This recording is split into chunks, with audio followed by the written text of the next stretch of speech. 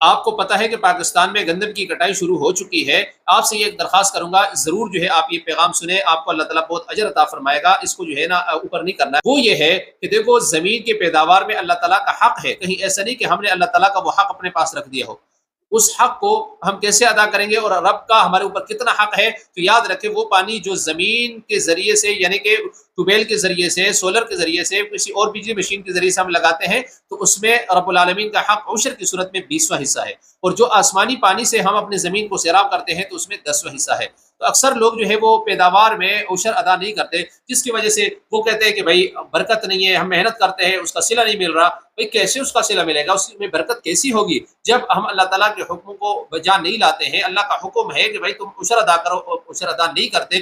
یہی وجہ ہے کہ روز بروز کھاد جو ہے وہ مہنگی ہو رہی ہے، روز بروز جو ہے وہ ٹریکٹر کے آلات مہنگے ہو رہے۔ اس کی وجہ کیا ہے کہ ہم اللہ تعالیٰ کے حکم کو توڑ رہے، جس کی وجہ سے اللہ تعالیٰ نے ہماری اس زمین کو برکت دینا کا سبب نہیں بنایا، برکت اللہ تعالیٰ نے اٹھا لی۔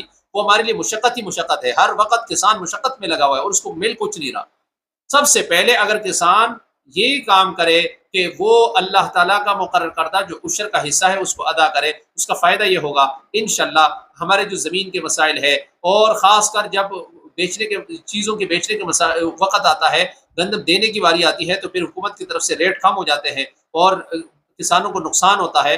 تو اگر کوئی بندہ اللہ کا حکم ادا کرے گا عشر کی صورت میں تو اللہ تعالیٰ بھی اس کے مال میں برکت عطا فرمائے گا، اور پورے سال کے لیے انشاءاللہ یہ کسان جو ہے خوشحال رہے۔ آپ بھی ثواب کی نیت سے ضرور شیئر کریں۔